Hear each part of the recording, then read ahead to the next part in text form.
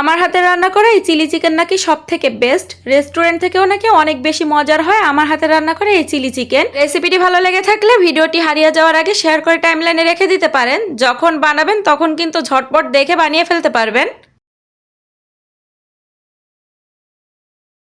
Chilli chicken রান্না করার জন্য এখানে আমি বড় সাইজের 3টা লেগ পিস নিয়েছি।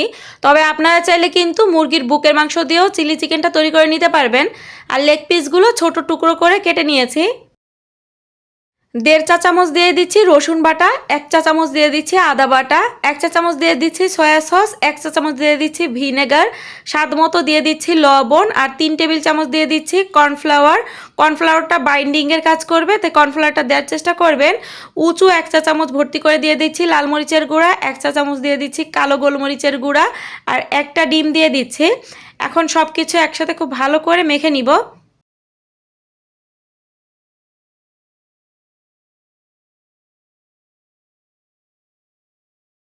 প্যানে তেল খুব ভালো করে গরম করে নিয়েছি, আর এখন চিকেনগুলো একে একে এই তেলের ভিতরে দিয়ে দিচ্ছি।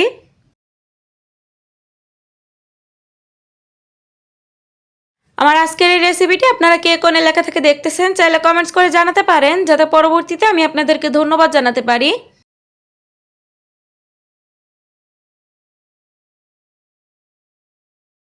চিকেনগুলো এরকম গোল্ডেন কালার হলে তেল থেকে তুলে নিচ্ছি। সবগুলো চিকেন আমি একইভাবে ফ্রাই করে নিয়েছি।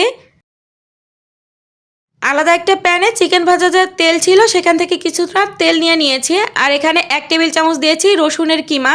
রসুন কিমা দেওয়ার পরে স্প্যাচুলা দিয়ে নেড়েচেড়ে এটা একটুখানি ভেজে নিব। মাঝারি সাইজের একটা পেঁয়াজ কুচি দিয়ে দিচ্ছি, 3 থেকে 4টা কাঁচামরিচ একটু ফালি করে দিয়েছি। এখন পেঁয়াজ কাঁচামরিচও একটুখানি এর ভিতরে ভেজে নিতে হবে। যখন পেঁয়াজ কাঁচামরিচ এগুলো একটু নরম হয়ে আসবে এ পর্যায়ে এখানে 1 চা চামচ দিয়ে দিচ্ছি আদা বাটা। আদা বাটা দিয়েও আরও একবার খুব ভালো করে ভেজে নিব যতক্ষণ না পর্যন্ত আদার কাঁচা স্মেলটা চলে যায়। মাঝারি সাইজের 2টা পেঁয়াজের পাতাগুলো খুলে নিয়েছি। 1 কাপ দিয়ে দিচ্ছি ক্যাপসিকাম, একটা দিয়ে দিচ্ছি টমেটো, আমি এরকম ছোট কিউব করে কেটে নিয়েছি। 1 টেবিল চামচ দিয়ে দিচ্ছি সয়া সস, 1 চা চামচ দিয়ে দিচ্ছি ভিনেগার, স্বাদ মতো লবণ দিয়ে দিচ্ছি। লবণটা একটু বুঝে শুনে দিবেন, যেহেতু এখানে কয়েকবার কিন্তু সস ব্যবহার করা হয়েছে। 1 চা চামচ লাল মরিচের গুঁড়া, 1 চা চামচ চিলি ফ্লেক্স, 1 চা চামচ কালো গোলমরিচের গুঁড়া দিয়েছি, আর এখানে 1/3 কাপের মতো দিয়েছি টমেটো সস। এখন এই সব কিছু একসাথে খুব ভালো করে কষিয়ে নিতে হবে। তেলটা যখন উপরে উঠে আসবে এ পর্যায়ে এখানে 1 কাপ পরিমাণ পানি দিয়ে দিচ্ছি।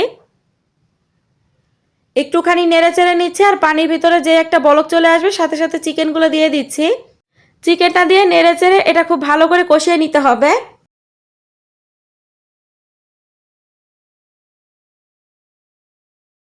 1 চা চামচ দিয়ে দিচ্ছি টেস্টিং সল্ট, এটা দেওয়ার চেষ্টা করবেন তাহলে একেবারে রেস্টুরেন্টের মতন টেস্ট পাবেন।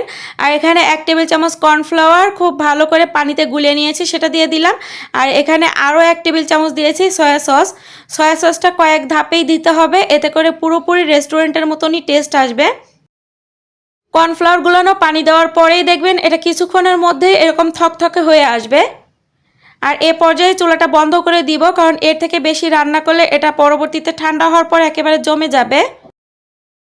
এই চিলি চিকেনের সাথে আপনারা যে কোনো ধরনের নান অথবা ফ্রাইড রাইসের সাথে খেতে পারবেন।